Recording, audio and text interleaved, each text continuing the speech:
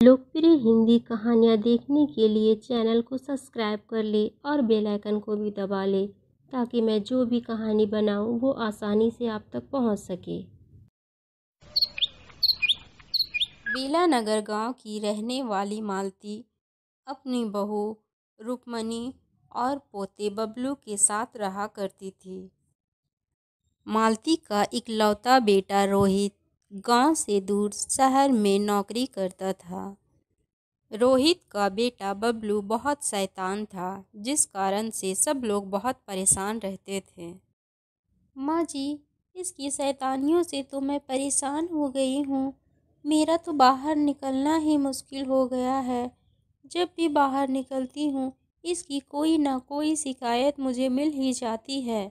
मुझे कुछ नहीं समझ आता कि मैं इसका क्या करूँ। कभी कभी मुझे लगता है कि इसे हॉस्टल में पढ़ने के लिए भेज दूँ, वहीं सही रहेगा ये। बबलू सबकी बातों को सुनता लेकिन कोई जवाब नहीं दिया करता। वह चुपचाप सुनता रहता। अरे बहू, बबलू बच्चा है, अगर ये शैतानियाँ नहीं करेगा तो क्या हम और तुम करेंगे? अभी बच्चा है, करने दो शैतानियाँ, कहाँ जाएगा भला? तुम ही बताओ। बड़ा हो जाएगा तो खुद समझदार हो जाएगा। अरे बहू, कल पता है क्या हुआ? कल जब मैं बाजार जा रही थी, रास्ते में सुमिता मिली थी। उसकी बहू ने तो उसे परेशान ही करके रख दिया है। बड़ा सबके घर की खबर लेती रहती थी, अब खुद की ही खबर बन गई है घर। मालती अपनी बहू और पोते से बहुत प्यार करती, साथ खाना खाते मिलजुल कर रहा करते थे। अरे काकी, कहाँ जा रही हो? बहुत दिनों के बाद मुलाकात हुई है, तो आप तो नजर ही नहीं आती हो। और बबलू कैसा है? ठीक है ना? सुना है बहुत शरारती हो गया है।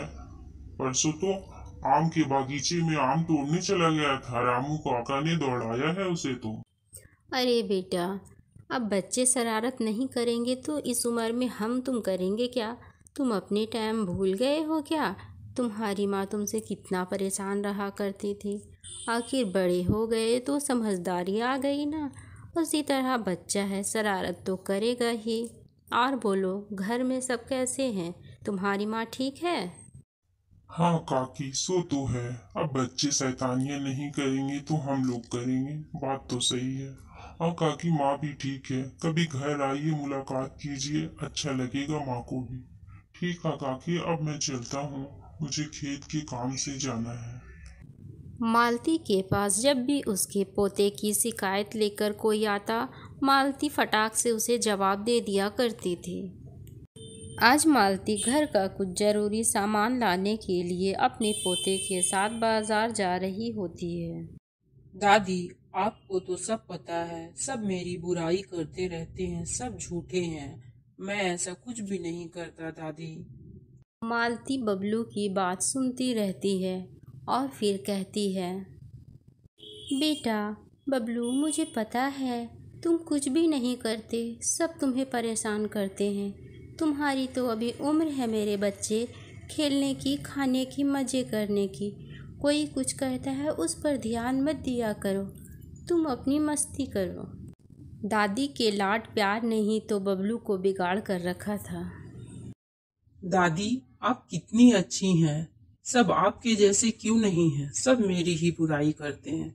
अच्छा दादी, आप मुझे अभी आइसक्रीम जरूर से खिलाइएगा। हाँ मेरे बच्चे, क्यों नहीं, चलो मैं तुम्हें आइसक्रीम दिलाती हूँ। अरे ओ भैया, मेरे पोते को जो भी आइसक्रीम चाहिए वो आइसक्रीम तुम इसे दे दो। और मेरा पोता जब भी तुमसे आइसक्रीम मांगे उसे कभी मना मत करना। अगर उसके पास ना भी हो पैसे तब भी दे देना और बाद में मुझसे पैसे ले लिया कर। बबलू आइसक्रीम खाकर अब दादी के साथ घर की ओर चल पड़ता है। दादी अपने पोते को घुमाकर आज बहुत खुश थी। अच्छा तो माँ जी, आप इसे अपने साथ लेकर चली गई थी? इसने कोई शरारत तो नहीं की? आप मुझे बताइए, अगर इसने आपको परेशान किया तो इसकी अभी खबर लेती हूँ मैं। अरे बहू, तुम भी ना, क्या बबलू के पीछे पड़ी रहती हो? मेरा पोता इतना भी बदमाश नहीं है, उसने कोई शरारत नहीं की। वह मेरे साथ मेरे कहने पर गया था। अब मैं बहुत थक गई हूँ, थोड़ा आराम कर लेती हूँ। मेरे सर में थोड़ा मालिश कर दो तुम। बबलू बेटा, दादी की आँख लग गई है, लगता है दादी नींद से सो गई। तुम यहाँ बैठकर दादी को परेशान मत करना, तुम जाओ बाहर जाकर खेलो, कोई शरारत मत करना। मैं खाना बनाने जा रही हूँ, जैसे ही खाना बन जाएगा मैं तुम्हें आवाज़ लगा दूँगी। अब बबलू बाहर जाकर अपने दोस्त के साथ खेलने लगता है। थोड़ी ही देर खेलने के बाद पता नहीं कैसे अचानक से बबलू की दोस्त पिंकी को चोट लग जाती है और वह ज़ोर ज़ोर से रोने लगती है। उसके सर से खून भी बहने लगता है। बबलू उसे बहुत चुप कराता है लेकिन वह नहीं चुप होती। अरे बबलू, ये क्या हो गया? पिंकी को इतनी जोर से चोट कैसे लग गया? इसके सर से तो खून बह रहा है। मैं अभी जाती हूँ, इसके पिताजी को बताती हूँ। अब तो बबलू बहुत डर जाता है। कहाँ है काकी आपका पोता बबलू?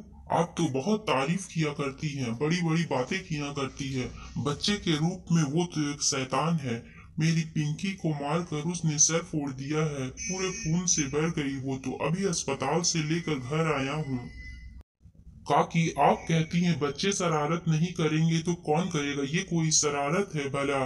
पूरे गांव में आपका ही पोता इतना शरारती है। इतना शरारती होना भी अच्छी बात नहीं है। थोड़ा समझा लीजिए, आगे चलकर आप ही को नुकसान होगा। सबको परेशान करके रख दिया है गांव में। इतना कहकर पिंकी के पिताजी वहां से चले जाते हैं। मोहन के जाने के बाद रुक्मणी बहुत गुस्सा हो जाती है, लेकिन मालती उसे बहुत समझाती है। रुक्मणी अब बबलू के घर आने का इंतज़ार कर रही थी, लेकिन वह इतने देर तक घर नहीं आ रहा था। अब वे लोग उसे ढूंढने बाहर जाते हैं। आखिर बबलू मिल जाता है। वह अपनी माँ से बहुत मार खाता है। अच्छा, तो यहाँ छुप कर बैठे हो, जैसे किसी को पता ही नहीं चलेगा। इतने बड़े बड़े शरारत करने लगे हो तुम। अब सब आप ही का किया हुआ है माँ जी। आप ही इसे इतना सर में चढ़ा रही हैं, कभी डांटती नहीं हैं, बस प्यार ही करती रहती हैं। इनके गलतियों पर अगर डांटा होता तो ऐसी हरकत ना करता ये। लेकिन अब तो इसे समझाने का कोई फ़ायदा है नहीं।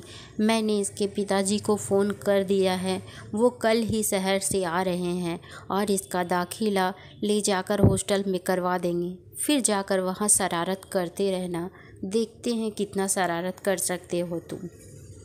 अब बबलू की दादी भी कुछ नहीं कहती है, क्योंकि बबलू की शरारत अब बढ़ती ही जा रही थी। हाँ रुक्मणी, कल मैं सुबह पहुंच जाऊंगा, मेरी आज की ही ट्रेन है। तुम बबलू का सारा सामान पैक कर देना। मैंने उसके हॉस्टल में बात कर ली है, कल ही मैं उसे अपने साथ लेकर चला आऊंगा। अब तुम परेशान मत हो। अगले ही दिन रोहित ऑफिस से छुट्टी लेकर घर चला आता है। माँ उसे बहुत समझाती है कि अब वह शरारत नहीं करेगा, लेकिन रोहित माँ की एक भी नहीं सुनता और वह अगले दिन ही बबलू को लेकर शहर चला आता है। बबलू को जाता देख उसकी माँ और दादी की आंखें भर आती है और आंसू बहने लगता है, लेकिन वे लोग करते भी तो क्या? आखिर यहाँ रखते तो बबलू जो बर्बाद होता जा रहा था। आखिर उसके भविष्य की सवाल थी, उसे हॉस्टल भेजना ही पड़ा।